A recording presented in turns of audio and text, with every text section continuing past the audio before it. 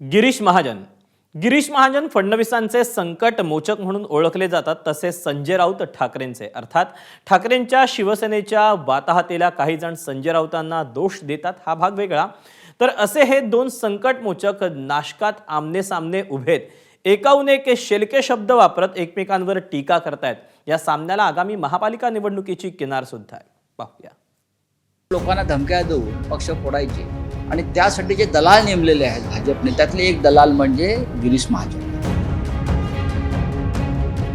उद्धवजींना त्यांच्या शिवसेनेला त्या ठिकाणी शरद पवार साहेबांच्या मांडीवरून बसवलं, काँग्रेसच्या मांडीवरून बसवलं आणि त्यामध्ये जी दलाली केली तेवढी दलाली तर मला वाटतं आजपर्यंत कोणी केलेली नसेल। गिरीश महाजन हे जे बोलतायत ती भाषा त्यांना घेऊन बुडणार आहे त्यांच्या पक्षाला। संजय राऊत मी तर पक्षाचा पाईक आहे, मी 35 वर्षाले 60 टर्म झाले निवडून येतोय, मी कोण आहे काय सर्वांना माहीत आहे। शिवसेना संपवणं ही गिरीश महाजनच्या 10 पिढ्या उतरल्या तरी जमणार नाही। तुमच्यासारखा पक्षाला रसातळाला नेण्यासाठी मी दलाली करणार नाही।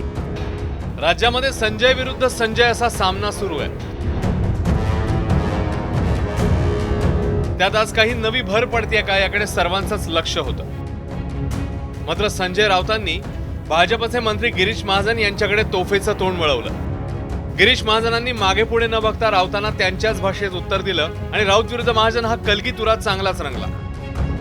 आगामी महापालिका निवडणुकांच्या पार्श्वभूमीवर या वादाचं केंद्र नाशिककडे हललं।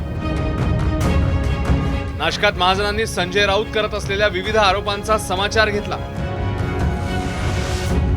उद्धव बाळासाहेब ठाकरे गट आहे, हा गट मला वाटतं आता जमीन दोस्त देशद्रोह होण्याच्या मार्गावर आहे। नाशिकला आता ते संघटनात्मक गोष्टीवर चर्चा करून गेले, त्यांच्याकडे तर तुम्ही बघा या 8 दिवसामध्ये कोण राहील कोण राहणार नाही म्हणून। त्या माणसाच्या बडबडीमुळे, त्या वागण्यामुळे सगळे लोक परेशान आहेत। मला वाटतं स्वतः उद्धवजी परेशान असतील, पण ते आउट ऑफ कंट्रोल झालेला आहे। हा पक्ष संपवण्यासाठी मला असं वाटतं की संजय राऊत पुरेसे आहेत। एवढं ऐकून घेतील ते संजय राऊत कसले? त्यांनी आपल्या दररोज सकाळच्या मन की बात या कार्यक्रमात महाजनांवर सगळी महत्वाची अस्त्र सोडली, अत्यंत शेलक्या शब्दात टीका केली, अगदी दलाल शब्दाचा वापरही केला। ठाकरेंच्या शिवसेनेकडून नाशिकची जबाबदारी संजय राऊतांवर आहे, तिथेच गिरीश महाजन भाजप आणि महायुतीला मजबूत करण्याचा प्रयत्न करतायत।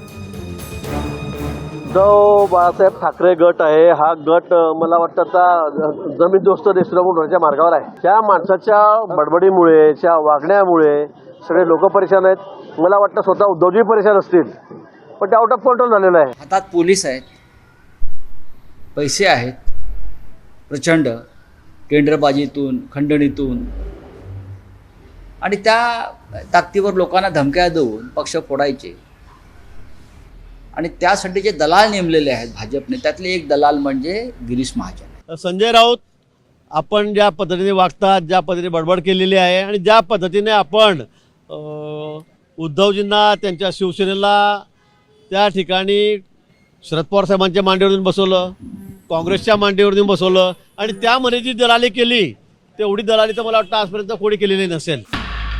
संजय राऊत सध्या सर पर कफन बांध के मैदानात उतरले आहेत असं वाटतंय। समोर जे दिसेल त्याला आक्रमकपणे शिंगावर घेताना दिसतायत।